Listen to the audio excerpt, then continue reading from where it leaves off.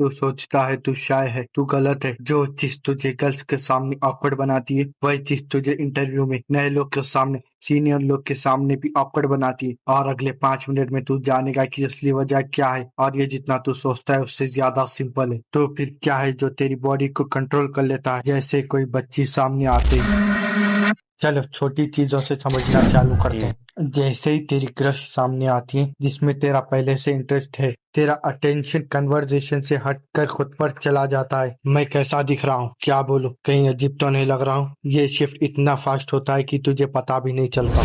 लेकिन ये तो सिर्फ शुरुआत है। असली सवाल ये है, ये अटेंशन शिफ्ट स्टार्ट कैसे होती है और क्या इसको रोका जा सकता है।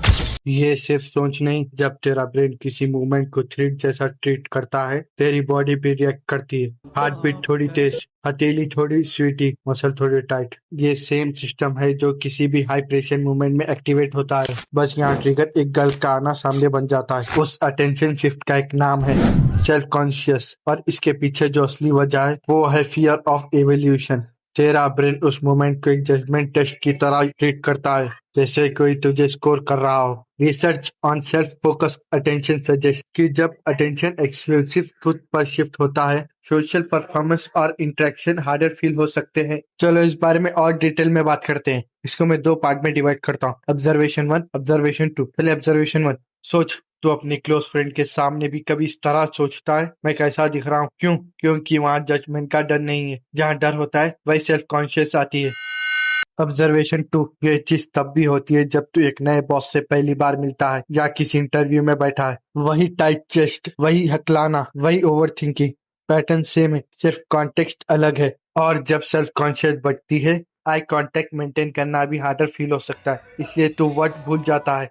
इसलिए हैंड को पता नहीं होता क्या करना है। ये जरूरी नहीं कि तुम्हारी पर्सनैलिटी हो, ये सेल्फ कॉन्शियस और फियर ऑफ जजमेंट का ऑटोमेटिक रिस्पॉन्स होता है। और यहाँ इसके पीछे एक्सपीरियंस की कमी, अनसर्टेनिटी या प्रीसिस्ट एवोल्यूशन जैसी और फैक्टर भी रोल प्ले करते हैं। ये सिर्फ एक वजह तक सिंप्लीफाई करना ठीक नहीं होगा। अब याद कर, हमने अभी बोला कि ये डर सिर्फ गर्ल के सामने नहीं आता, ये स्कूल में, इंटरव्यू में, नए लोग के सामने भी आता है। तो एक सवाल खड़ा होता है, अगर ये डर हर जगह आता है तो गर्ल के सामने इतना ज्यादा क्यों फील होता है। यही असली ट्विस्ट है। जो बच्चा नए स्कूल के पिछले दिन डरता है, जो बड़ा आदमी अपनी पहली जॉब इंटरव्यू में डरता है, जो इंसान नए लोग से मिलते वक्त अक्सर अजीब फील करता है, सब में वही एक चीज हो रही होती है। ये कभी सिर्फ गर्ल वाली बात थी ही नहीं। ये डर तब आता है जब लगता है कि कोई तुम्हें जज कर रहा होता है, और गर्ल के सामने ये फील सबसे ज्यादा आती है, इसलिए वही सबसे ज्यादा दिखता है।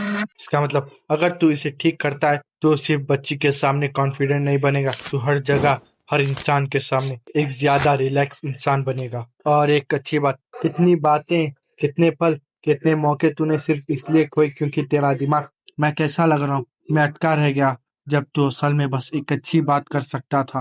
घर वापस जाके तू वही पल बार बार सोचता है, काश मैं वो बोल दिया होता। ये सोचना ही अगली बार को और मुश्किल बना देती है। और जो चीज छूट जाती है वो सिर्फ एक बातचीत नहीं होती, एक अच्छी दोस्ती या कनेक्शन का मौका होता है, जो शायद बहुत सिंपल होता अगर दिमाग बीच में ना आता।